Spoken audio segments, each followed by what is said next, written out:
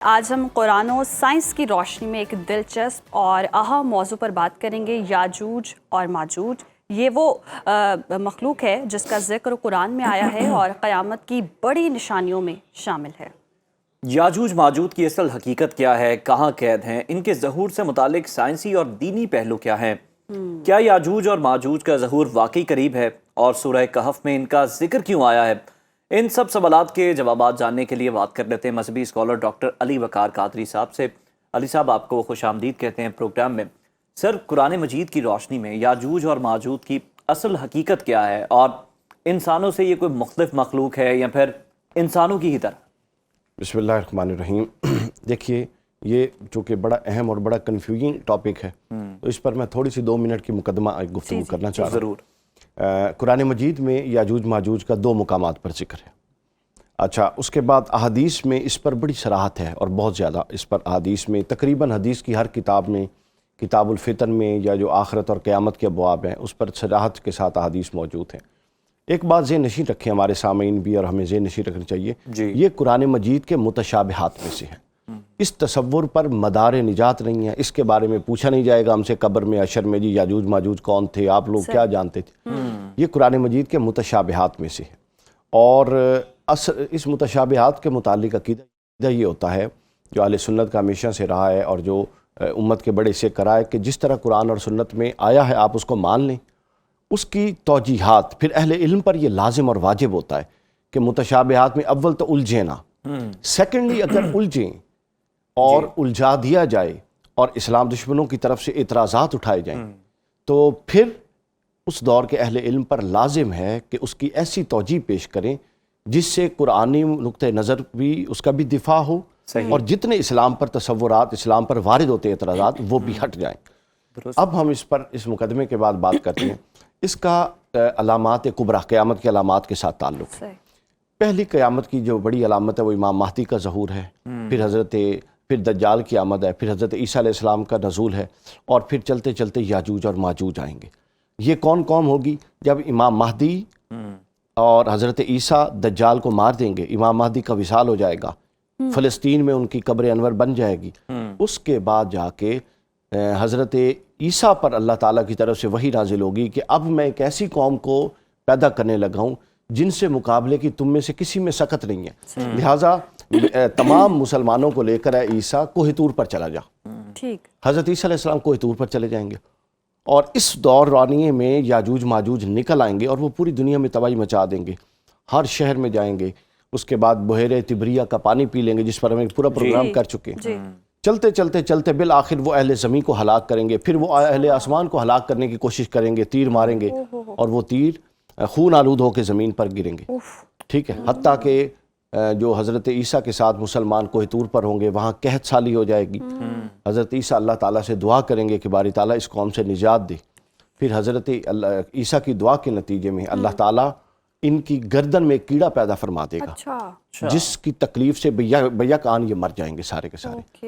پھر کوہ طور سے حضرت عیسیٰ نیچے جب قدم رکھیں گے تو ان کی وہ خون سے اور چربی سے وہ بدبو ہوگی ساری، وہ پھر واپس قدم اٹھائیں گے اور کہیں گے باری تعالیٰ اس سے نجات دے۔ پھر اونٹ کی گردن کی طرح کے فرشتے ہوں گے، ایک پرندے ہوں گے اللہ تعالیٰ بھیجے گا، جو ان کو اٹھا کے کہاں پھینکیں گے اللہ ہی بہتر جانتا ہے۔ پھر ایک بارش آئے گی جو ان سب کو، ان کا خون اور سب کچھ بہا دے گی، اور پھر زمین صاف ہو جائے گی۔ یہ میں نے خلاصہ عرض کیا بہت ساری احادیث کا ملا جلا کے۔ اب جو ایکچول پرابلم ہے، اس کی جو کنٹمپریری انٹرپریٹیشن ہے وہ کیا ہے، اس وقت یہ کہاں موجود ہے؟ چونکہ حدیث کے اندر موجود ہے کہ ان کا تناسب ایک انسان کی نسبت 1000 ہوگا۔ اگر اس وقت 7 ارب انسان ہے تو 7000 ارب یہ موجود ہوں گے کہیں پہ زمین پر، تو یہ ہو نہیں سکتے۔ یہ صحیح بخاری کی حدیث ہے۔ اب یہی دس از دا پرابلم۔ اب اس کے لیے ہمیں ایک عصری توجیہ کی طرف جانا ہے۔ بہت سارے لوگوں نے اس پر کام کیا ہے، یہ میں بتاؤں گا اینڈ پہ میں کس کی تحقیق پیش کر رہا ہوں۔ قرآن مجید نے ارض اور سما کا لفظ استعمال کیا، یہ بڑی غور طلب بات ہے، اور یہ میرا خیال ہے پہلی دفعہ آپ کے چینل سے یہ چیز جا رہی ہے، یاجوج ماجوج کی کنٹمپریری انٹرپریٹیشن۔ اچھا، اس پر قرآن مجید نے ارض کا لفظ استعمال کیا۔ ارض کا اطلاق صرف اس پلینٹ ارتھ پر نہیں ہوتا، قرآن نے کہا 7 آسمان ہے اور اس کے مثل زمینیں، اور پھر قرآن میں ارض ہر نچلی چیز اور سما ہر بلند چیز کو کہتے ہیں. صحیح. تو لہٰذا ارض میں ہم سمجھتے ہیں کہ یہ پلینٹ ارتھ ہے, لیکن علاوہ اس کے بہت کچھ ارض ہے. 7 تو اللہ نے کہہ دیا نا. اب وہ 7 کتنی ہیں, وہ گلیکسیز ہیں, وہ ملکی ویز ہیں, وہ جو کچھ ہے وہ آسمانوں سے نیچے, بلیک ہول ہے, وائٹ ہول ہے, وہ سب کچھ اس کے نیچے ہیں. اچھا, پھر دوسری بات یہ بھی ذہن میں نشین رکھیے کہ یہ حضرت ذوالقرنین کا تذکرہ ہے. حضرت ذوالقرنین غیر معمولی صلاحیتوں کے آدمی تھے. ٹھیک ہے, غیر معمولی صلاحیتوں کے آدمی تھے, اور قرآن نے کہا کہ وہ مشرق سے مغرب میں پہنچ گئے فتوحات کرتے ہوئے. تو بتائیے آج سے کئی 100,000 سال پہلے گھوڑے پر مشرق سے مغرب میں جانا اور فتوحات کرنا, درمیان میں سینکڑوں, درمیان میں 20 سمندر اور دریا ہیں, کیا یہ ممکن ہے؟ اس سے پتہ لگتا ہے کہ ان کے پاس ایک عام انسان اور ایک عام بادشاہ سے بڑھ کے بھی قوتیں تھیں. ابھی آپ تصور کو کانسٹیٹیوٹ میں کر رہا ہوں, اس کو سمجھیے. پھر اس کے بعد ہمارے پاس ماضی کی اسلامی روایت میں حضرت ابراہیم کا براق پر سفر کرنا, پھر رسول اللہ صلی اللہ علیہ وسلم کا براق پر سفر کرنا, یہ ثابت شدہ ہے. تو کچھ بعید نہیں کہ یہ جو سفر ہیں, یہ اس میں حضرت ذوالقرنین کو بھی ایسے کوئی پریویلیج اللہ کی طرف سے حاصل ہو چکا ہو. پھر اس کے بعد ہم احادیث صحیحہ کے ذریعے یہ جانتے ہیں کہ رسول اللہ صلی اللہ علیہ وسلم کی آمد سے پہلے جو جنات تھے وہ آسمانوں پر جاتے تھے اور ملائکہ کی وہ خبریں سنتے تھے اور نیچے لا کے نجومیوں کو بتاتے تھے. اور نجومی وہ انسانوں کو بتاتے تھے, انسانوں کو گمراہ کرتے تھے. یوں وہ انسان سمجھتے تھے کہ یہ نجومی تو خدائی میں شراکت دار ہے. تو اس کا مطلب یہ ہے کہ فضاؤں میں سفر کا یہ تسلسل ماضی کی اسلامی روایت کے اندر رہا ہے. بالکل صحیح. ذرا غور طلب ہے. اس کے بعد یاجوج ماجوج کے حوالے سے ہے, یہ جو یاجوج ماجوج تھے, یہ تو میں نے حضرت ذوالقرنین کا آؤٹ سٹینڈنگ پرسنالٹی ہونا بیان کیا. اب یاجوج ماجوج کے بارے میں ذہن میں رکھیے, یہ بھی غیر معمولی انسان ہیں. یعنی ان کے اندر انسان اور جنات کی صفات شامل ہیں. انسان میں عقل غالب ہے, جسم کمزور ہے. جنات میں عقل مناسب ہے اور جسم مضبوط ہے, وہ طاقت ہے. Okay, vice versa. ہاں, تو ان کے اندر یہ موجود ہے. پھر قرآن مجید نے کہا کہ یہ بلندیوں سے نیچے اتریں گے.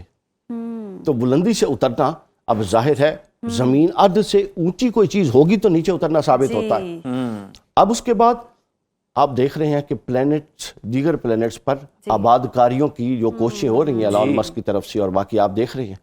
تو کیا یہ ساری چیزیں اب بالکل, اب اس کے لیے ایک کانسیپٹ جو ہے وہ ایلین کا ہے. تو کیا یہ ساری چیزیں ملا جلا کے ہمارا ذہن اس طرف نہیں لے جاتی کہ اس زمین پر تو پاسبل ہی نہیں ہے, سائنٹیفکلی اتنی بڑی تعداد دوبارہ موجود نہیں ہے. تو لہٰذا قرآن مجید کی ہمیں ایک ایسی توجیہ کرنی ہے. اب مستشرقین نے کیا کیا, اورینٹلسٹ جو اسلام پر اعتراض کرتے ہیں, انہوں نے اس تصور کو لیا اور مذاق بنا دیا. یہ دیکھیں یہ کیسا اسلامی عقیدہ ہے. تو اس لیے میں نے کہا اہل علم پر لازم ہے کیسی توجیہ کریں. تو لہٰذا ارض چونکہ وسیع تر مفہوم میں ہے, تو یہ جو ہوں گے یہ پلینٹ ارض یعنی زمین کے علاوہ کسی اور زمین پر بھی ہو سکتے ہیں. اب بھی ایجادات کا سلسلہ تو جاری, ابھی تو مریخ پر بھی ہم پوری طرح سے نہیں پہنچ سکے. جب پہنچیں گے تو عین ممکن ہے کہ اس طرح کی کچھ چیزیں سامنے آئیں. پھر احادیث کے اندر موجود ہے. اب آپ سائنٹیفکلی بھی دیکھیں کہ جب ایک سیارے سے دوسرے سیارے میں داخل ہوتے ہیں راکٹس, تو سب سے بڑی جو ان کے باہر ایک دیوار ہے وہ سب سے بڑی ہے, ورنہ خلا میں سفر کرنا تو کوئی آج کے سائنسی دور میں مشکل ہے. تو وہ دیوار جو ہوتی ہے اس کو کراس کرنا مشکل ہے. اور حدیث کیا کہتی ہے کہ ان کی دیوار کو وہ کھرچتے ہیں, اور جب تھوڑی سی رہ جاتی ہے تو وہ کیا کرتے ہیں, تھک جاتے ہیں اور کہتے ہیں ہم صبح آ کے کریں گے. اور اگلے دن جب وہ آتے ہیں تو وہ واپس اس سے بھی مضبوط ہوئی ہوتی ہے. یہ ایگزیکٹلی گیسوں اور جو یہ سارے نائٹروجن, آکسیجن, یہ جو سائنٹیفک پروسیس ہے یہ اس کی طرف اشارہ ہو سکتا ہے سارا کا سارا.